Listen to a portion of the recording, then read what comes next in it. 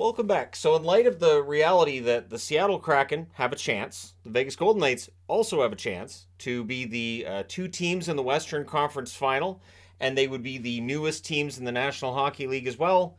It's got some fans chatting. So, I figure, why not take a look at it? Because the question that comes up a lot is so, how much pain should a team go through when they first enter the National Hockey League, or just in professional sports in general? And honestly, with the amount of money that gets thrown around the expansion fees, totally understand owners saying, so we're not going to have a crappy team to start with, right? So, that being said, we'll start with the left side of the board, work our way to the right. We'll go through the NHL's history, starting with 1917, 1918. Now, there should be an asterisk with this because, yes, the Toronto Arenas were an expansion team, but I've gone through how they were and they weren't. They were a known entity. They were known players. They'd been the Toronto Blue Shirts, and just they took the players from Eddie Livingston and just changed the team name and then got them out of the arena altogether, and so moved along. And the Toronto Maple Leafs are the descendant of the Toronto Arenas. They were the Toronto St. Patrick's in between. And that first year in the National Hockey League in 1918, they won the Stanley Cup. So they are an expansion team that won the Stanley Cup. The Montreal Canadiens, playoffs, Stanley Cup finalists, conference and semifinalists, all in 1918. They won their first Stanley Cup in 1924. And of course, Montreal, the team that's won more Stanley Cups than anything. Now, people will point out their first official Stanley Cup was in 1924. They did have Stanley Cups in the NHA, National Hockey Association, but for the point of this video, I'm just going with NHL numbers. That's something that's tripped things up before, where I've talked about Stanley Cups. I've counted the National Hockey League Stanley Cups, and Montreal fans are like, hey, you're missing a couple. So, yeah, for Montreal and Toronto, they are your original two. Then 1924, 1925, the league expanded to Boston, moved to the States, which was seen as a bit of a risky move at the time. 1927, they made the playoffs for the first time. So it took 3 years. They also made it to the conference finals, semifinals, and to the finals. Now, keep in mind back then, I think you have quarterfinals, semifinals, finals generally through a lot of this era. The first Stanley Cup for Boston's 1929. So 4 years after they committed to the NHL, they're Stanley Cup champions. 6 years after the invention of the National Hockey League, the renaming of the NHA, Montreal Stanley Cup champions. Then in 1926, 1927, the NHL, striking while the iron's hot, figures we're going to look for more American viewers. And so they go to Chicago, they go to Detroit, they go to New York, and the Rangers are born. There would also be the New York Americans, not on the board because they're no longer in the league. They're actually over on this side. I will talk about defunct teams briefly.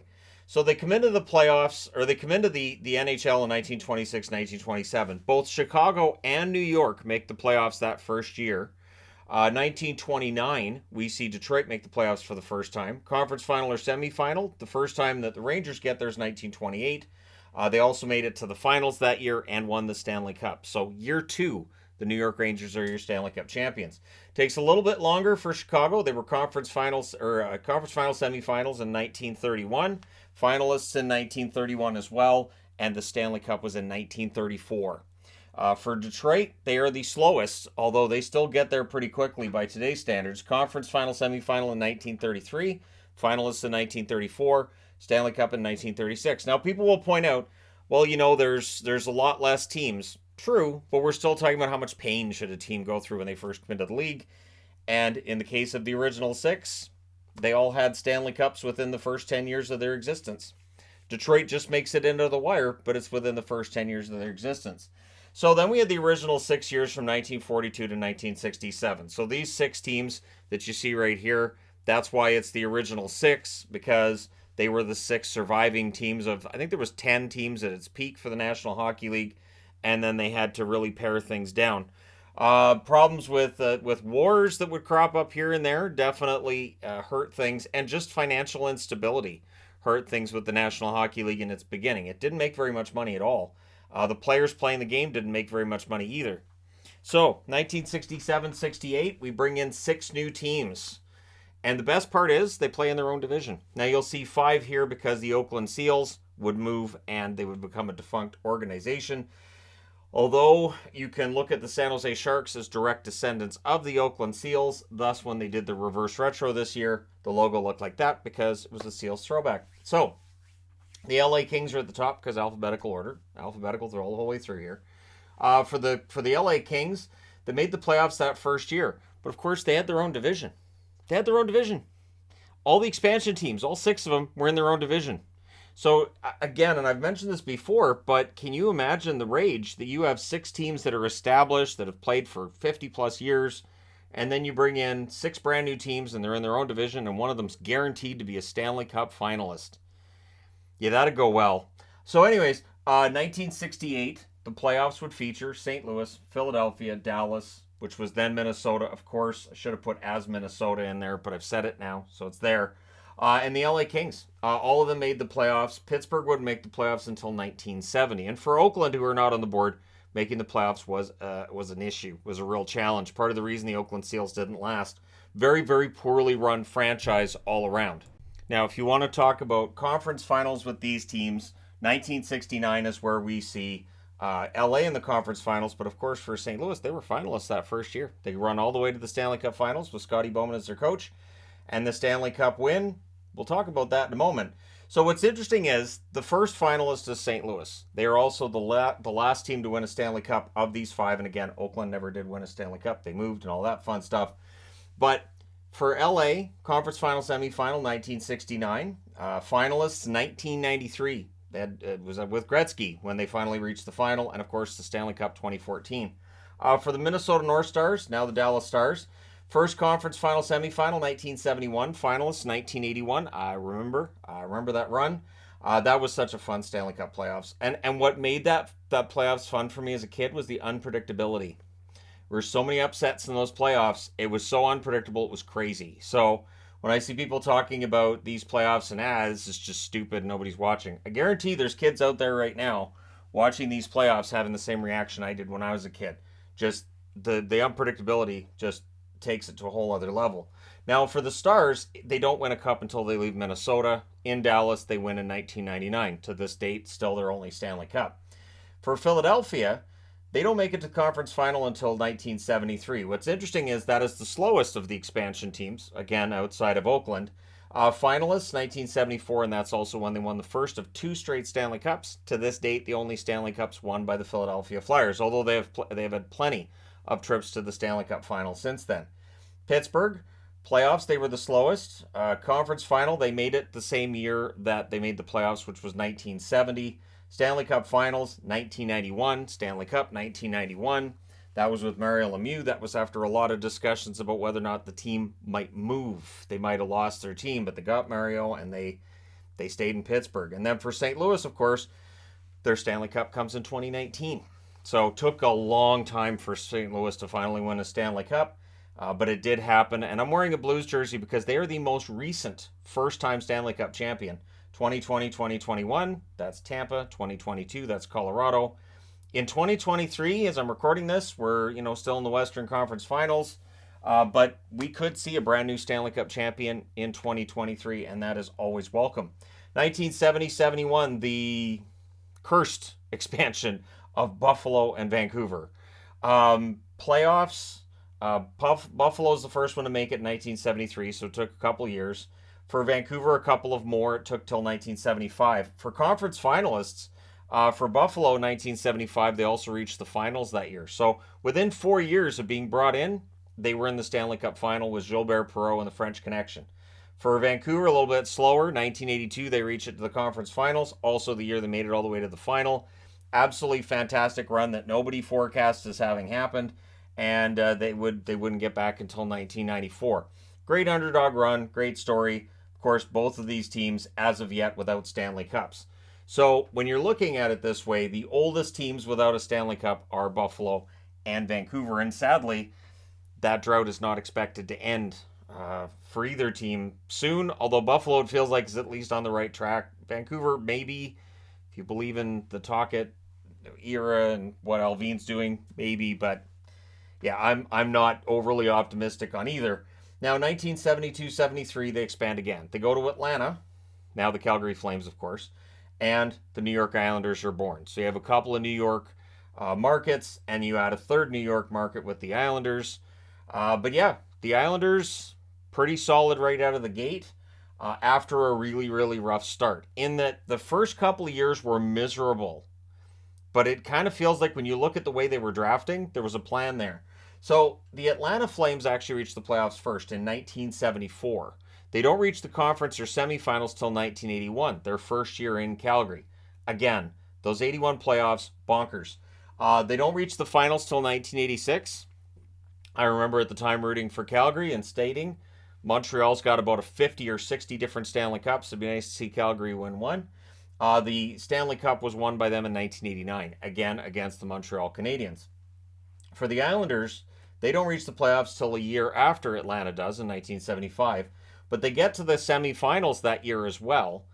They were finalists in 1980. That is also the year they won the first of 4 straight Stanley Cups. So Atlanta gets there first. Atlanta was the better of the two teams in the expansion year, but the Islanders were the much better built team. And this is why when I talk about, even whether it's rookie players or first year franchises, you can only take so much from that. It doesn't tell you what the long term stability, what the long term success is going to be for player or for team.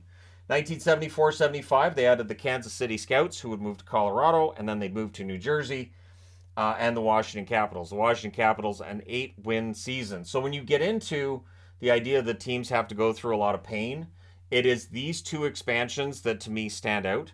Although, as I said, they come in 1972 and 1980, the Islanders are Stanley Cup champions.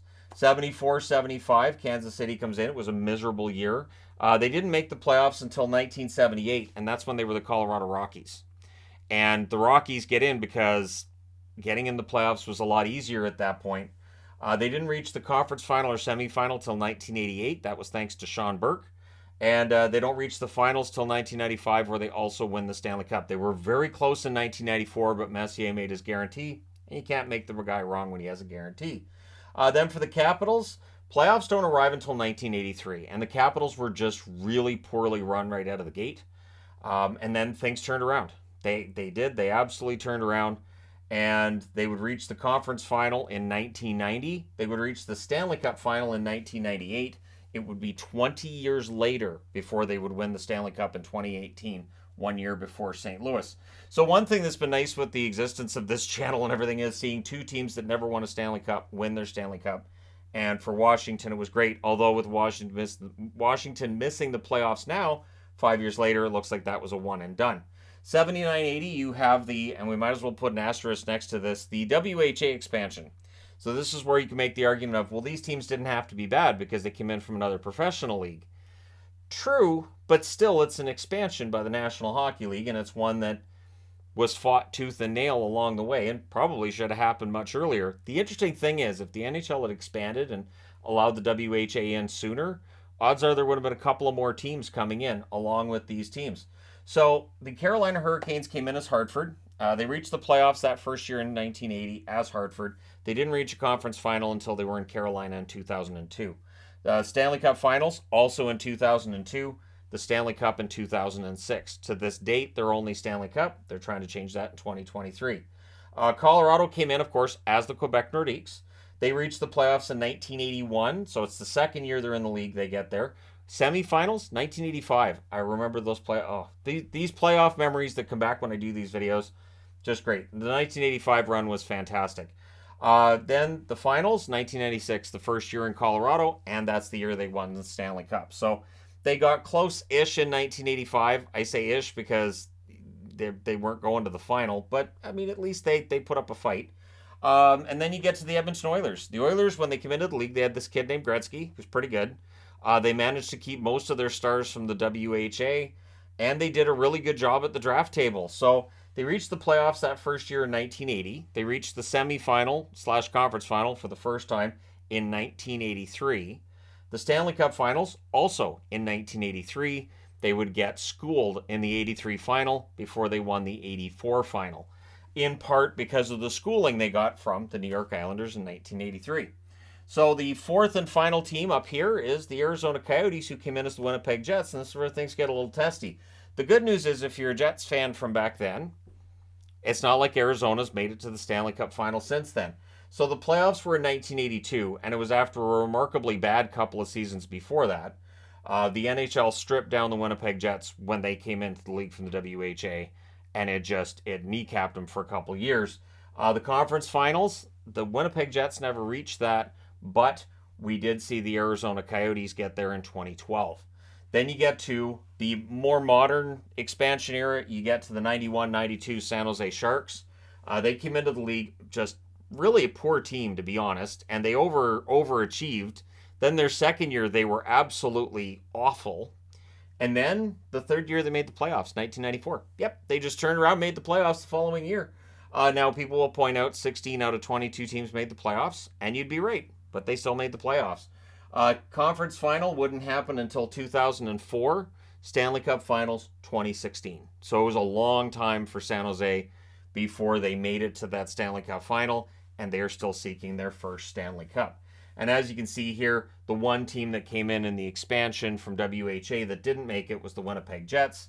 And again, some of that may go back to the treatment the team had when they were brought into the league in 1979. 92-93. So 1 year later, two more teams are added. And look how many teams are added in a short period. So when I see people panicking about the idea of the NHL going beyond 32, with the idea that, well, it's too soon, then in the 90s, they didn't care. Ottawa and Tampa came in with different plans. Tampa Bay went with a more veteran lineup. Ottawa drafted young guys, and boy, did it show. They had 10 wins that year. They were miserably bad. The highlight of that season, they beat Montreal in their first game, and Alanis Morissette sang the national anthem. I had a huge crush on her at the time, so I thought it was great. And, I mean, if she wants to own the Senators, I think that'd be great, but that's not going to happen. Anyways, playoffs, 1997. And what's interesting with that is they won 10 games their first year. They're in the playoffs 4 years later. So they did go through their share of pain, but it wasn't that long. Like, once they had it figured out, they were a playoff team. And then they made it all the way to the semifinal / conference final. It would have been a conference final in 2003. So it was 10 years in. They made it to the conference final.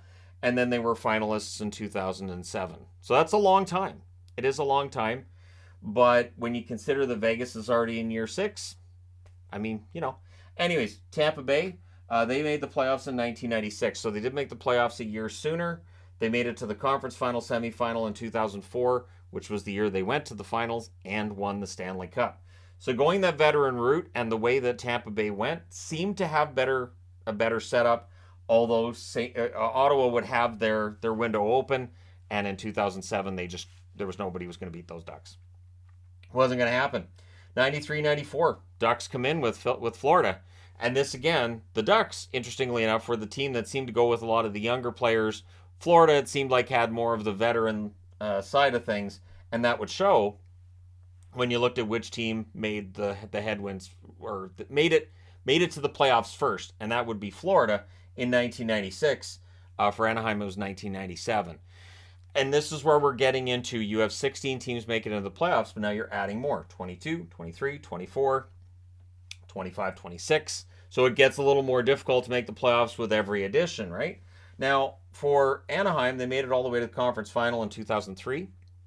Made it to the final that year as well. J.S. Shiger working his wonders. And they won a cup in 2007. Florida makes the playoffs in 96 and goes all the way to the finals. Cruises past the conference finals, makes it to the finals, and hasn't done much of anything since until this year, 2023. They are back in the conference final. It takes a long time. Do not take any of it for granted ever. Because even if you're like, well, this team could come back and do it again. Nope. And with Florida, there was definitely the idea that, if they could add some scoring to this team, 1997, they could be dangerous. And it just didn't happen. They faded pretty quickly. 98-99, Nashville comes into the NHL. Their first playoffs were in 2004, conference finals, 2017, also the year they went to the final. They have yet to win a Stanley Cup. So no Stanley Cup yet for Ottawa. I know they have the pennants for the team that existed way back in this era, but the team that existed in that era moved to St. Louis, and I will talk about them, and no longer exists. So 1999-2000, Atlanta comes in, and of course that's now the Winnipeg Jets. Their first playoffs were 2007. That was the only time the Atlanta Thrashers made the playoffs. And in terms of conference final, Stanley Cup final, nope. It's weird because you've got the team that used to be Winnipeg, the team that is currently Winnipeg, and neither team has been in a Stanley Cup final. So It's just that is what it is. 2000-2001, we bring in Columbus and Minnesota, two more teams that have not reached a Stanley Cup final. And the point will be made as well that, by the time you get here and you've had expansion, all of these years, the crop you're picking from, if you're Columbus and Minnesota, it's pretty thin. That being said, Minnesota went young. Columbus went with the more experience, brought in some Europeans as well. Espen Knudsen stands out. David Viborny, another one. Great find for Columbus early on. But playoffs, Minnesota gets there in 2003, goes all the way to the conference final with Jacques Lemaire and his defensive system that had helped New Jersey become champions. And yet Minnesota never recaptures that again. 2003 is 20 years ago, and still they're trying to get back to that. However, for Columbus, they don't make the playoffs till 2009, and they have never made it past the second round of the playoffs. So they're a team that has not ever experienced that third round of hockey. Same with fans in Winnipeg. And it's kind of too bad because fans in Winnipeg, of course, some of the more passionate fans. Columbus, I feel bad for because it is part of what makes it easy to overlook Columbus when you're looking at a league of 32 teams. They just haven't had that postseason success. And then you get into the most recent expansions. Vegas, when they came in, Vegas had a very team-friendly situation, plus we are in the salary cap era. I don't think you can underestimate how much the salary cap era benefited the Vegas Golden Knights coming in, because you have teams begging them to take on money, begging them to take on bad contracts. And they did. They took on money and bad contracts, and they came out really, really well for the experience. They come into the league in 2017, 2018, make the playoffs, go to the conference final, go to the Stanley Cup final, have yet to win a Stanley Cup. And what's interesting is it's year 6. They haven't won a Stanley Cup yet. They could win it this year. That'll put them at the same rate as the Philadelphia Flyers. And I'm sure there would have been some complaints in 1974 about the Flyers winning the Cup. And, well, why do they deserve it? I'm sure there would have been arguments about the other side of the playoffs and how that's not fair, and they didn't have to go through insert name of team here. Been an argument as long as I've watched hockey, really, and I don't think it holds much weight. The best teams play against each other in the Stanley Cup final. I'm not really overly concerned about who had an easier route there, and you get your Stanley Cup champion out of it. Now, of course, Seattle came into the league last year, 2021, 2022, and they've made the playoffs this year. The funny thing is, coming out of year 1, they had 60 points. Nobody expected them in the playoffs this year. And I didn't hear much of anything when it came to Seattle outside of Francis did it wrong. This expansion wasn't nearly as good. He screwed up. He didn't think nearly as well as George McPhee did. Why didn't he take Vlad Tarasenko? Why didn't he take Carey Price? And all these arguments have kind of just been thrown by the wayside because they have depth. They've spent their money wisely. They did acquire assets after that first year, which helped them get to the playoffs, and they could very well be conference finalists in 48 hours' time, should they knock off the Dallas Stars.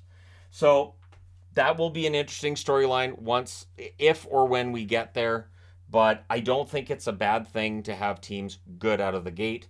And the idea that teams have to be bad, and I've seen too, like only in the NHL could this happen? No, not really. Major League Baseball, the Arizona Diamondbacks came in 1998. They won the World Series in 2001. I was so on the Diamondbacks bandwagon. No apologies. I was so excited for that one. Milwaukee Bucks came in 1968-69 and won the NBA title in 70-71. So that's pretty quick. And the Cleveland Browns won the Super Bowl. Well, it wasn't the Super Bowl. The NFL championship in 1950. There was no Super Bowl in 1950. And they came into the league in 1950. So, again, it has happened in other sports. You're looking back to 1950, that's a long time. But the Jacksonville Jaguars had a good run early in their existence as well. So it does happen in other sports. And I think it's good for the league. I think the idea of an expansion team has to be crap. The interesting thing is this. So you're trying to win over new fans. You're trying to get them to come out and buy a product. And you're taking a lot of money from an owner to set that up. And then you're handicapping him so that he can't put a good team on the ice. The team doesn't win, and you're trying to attract new fans. I'm not saying give them a championship. I'm not saying that they have to be one of the best teams in the league, but make them competitive. And with the salary cap era being as it is, it's not going to matter. Even if they went back to having protected lists like they had in the 90s that gave teams very little to pick from, okay, they still have a ton of cap space. And there are some teams that have none that would very quickly be lining up to say, look, we have too much money on our roster. How would you like this guy for free? And they would be picking up 30 goal scorers, top defensemen, maybe a goalie or two without having to give anything up. We have seen that in the last couple of years. And if they expand it again, we would see it again. So it's a different league. It's a different world. Everything's changed. And I think that's part of the reason why Seattle's in the position they're in. And that's part of how Vegas got to where they were. And I think it's good for the league. But let me know your thoughts in the comment section below, as always. What is an acceptable time frame before you win your first championship? Put it out there. Vegas is in year 6. Is that acceptable? Or do they need to wait 5 more years, 10 more years? Let me know your thoughts. Don't forget to hit like and subscribe. If you're browsing your way through, you just happened upon this video. Thank you guys so much for watching, for all your support. I will talk to you again soon.